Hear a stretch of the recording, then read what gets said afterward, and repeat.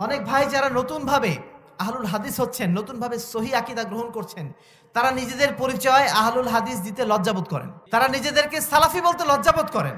তারা কি বলেন? আমরা সহি আকীদার লোক। যারা মনে করেন যে আহলুল হাদিস বলা যাবে না, যারা মনে করেন যে সালাফি বলা যাবে না, তারা নিঃসন্দেহে আইডেন্টিটি ক্রাইসিসে ভুগছেন। যখন তারা পুলিশের কাছে ধরা পড়ে, তখন তারা তাদের পরিচয় দেয় আহলে হাদিস। তার আগ পর্যন্ত তারা যখন আমাদের মাঝে থাকে, তখন তারা বলে যে আমরা মুসলমান। আমার তরিকার লোকেরা যদি এই হাদিসটা গ্রহণ করে তাহলে আমি অনুসরণ করব। এই ধরনের কোনো শর্ত আহলে হাদিসরা দেয় না। আহলে হাদিস আন্দোলন বাংলাদেশ, আসুন পবিত্র কুরআন ও সহিহ হাদিসের আলোকে জীবন গড়ি। ওয়াসসুন্নাতু হুজ্জাতুহুম, আল্লাহ রাসূল সাল্লাল্লাহু আলাইহি ওয়াসাল্লামের সুন্নাত হচ্ছে তাদের দলিল। ওয়ার রাসূলু ফিয়াতুহুম, এবং রাসূল সাল্লাল্লাহু আলাইহি ওয়াসাল্লাম হচ্ছেন তাদের দল। তারা অন্য কোনো দলের দিকে নিসবত করে না। ওয়া ইলাইহি নিসবাতুহুম, আল্লাহ রাসূলের দিকেই তাদের নিসবত। লা ইউআররিজুনা আলাল আহওয়া, তারা কখনো স্বেচ্ছাচারিতার পথে পরিচালিত হয় না। ওয়ালা ইয়ালতাফিতুনা ইলাল আরা, তারা কখনো মানুষের কথাবার্তার দিকে নজর দেয় না। তারা সবসময় দলিলের দিকে দেখে।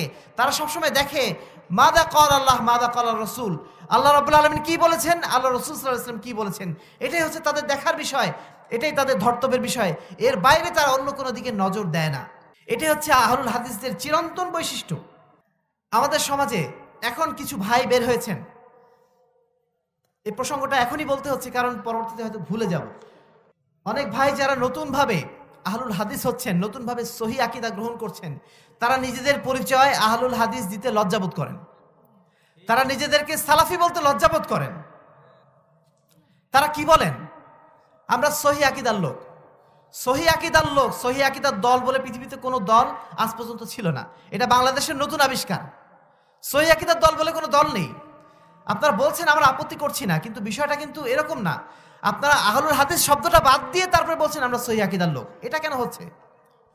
আমরা স্পষ্টভাবে বলতে চাই, আমরা দ্ব্যর্থহীন কণ্ঠে বলতে চাই, যারা মনে করেন যে আহলুল হাদিস বলা যাবে না, যারা মনে করেন যে সালাফি বলা যাবে না, তারা নিঃসন্দেহে আইডেন্টিটি ক্রাইসিসে ভুগছেন।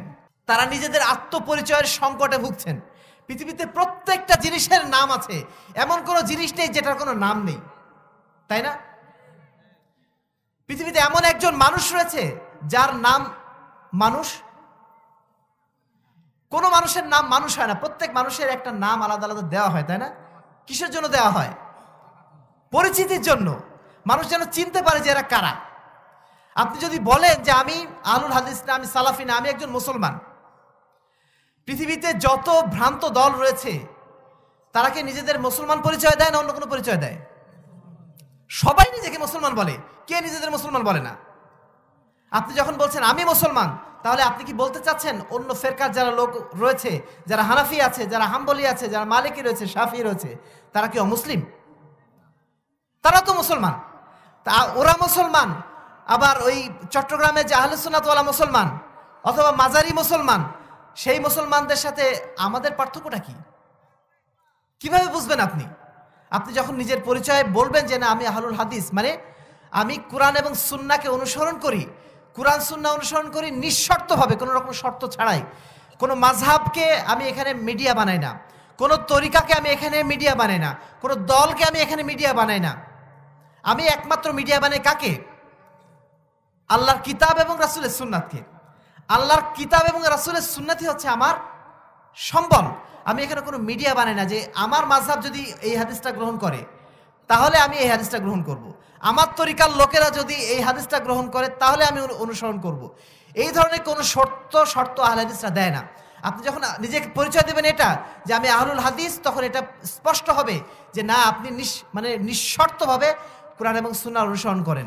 যদি আপনি বলেন যে আমি মুসলমান, তাহলে আপনার পরিচয় এখানে অস্পষ্ট থেকে যাবে।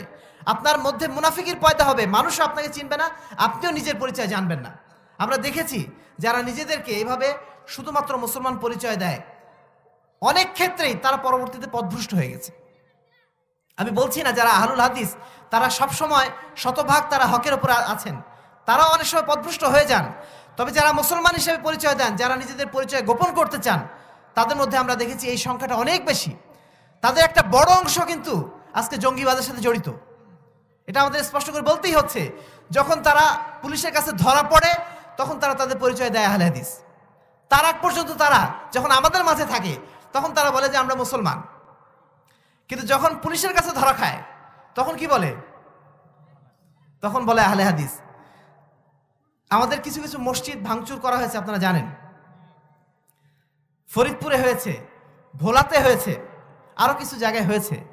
এই সমস্ত এলাকার ভাইদেরকে আমি কটাক্ষ করছি না, বা আমি এখানে আসলে স্পষ্ট বলতেও চাচ্ছিলাম না, তবুও আপনাদের সতর্কতার জন্য বলতেই হচ্ছে যে এই সমস্ত ভাইরাও কিন্তু নিজেদের পরিচয় আহলে হাদিস দিতেন না। তারা কিন্তু নিজেদেরকে মুসলমান পরিচয় দিতেন, তাদের মসজিদের নামও আহলে হাদিস ছিল না। কিন্তু তারা তারপরও কি রক্ষা পেয়েছেন? যখন আপনি আহলে হাদিস হিসাবে আমল করবেন, রফল ইয়াদাইন করবেন, আমিন বলবেন, আপনার আকীদা যখন আহলে হাদিসের আকীদা হবে, মানুষ নিঃসন্দেহে আপনাকে আহলে হাদিস বলবে, আপনি যতই নিজেকে মুসলমান বলে দাবি করেন না কেন, বা মুসলমান হিসাবে নিজের পরিচয় আড়াল রাখার চেষ্টা করেন না কেন। তো প্রিয় ভ্রাতৃমণ্ডলী, আমরা যেটা আপনাদেরকে দ্ব্যর্থহীন কণ্ঠে বলতে চাইবো, যে যারা এখনো পর্যন্ত এই ভ্রান্তির মধ্যে নিমজ্জিত আছেন, যারা নিজেদেরকে এখনো পর্যন্ত মুসলমান পরিচয় দেওয়াটাকে জরুরি মনে করেন এবং সালাফি বা আহলুল হাদিস পরিচয় দিলে সেটা একটা অপরাধ বলে মনে করেন, নিঃসন্দেহে তারা ভুলের মধ্যে নিপতিত আছেন। এটা আমরা স্পষ্ট কণ্ঠে, দ্ব্যর্থহীন কণ্ঠে বলে দিতে চাই।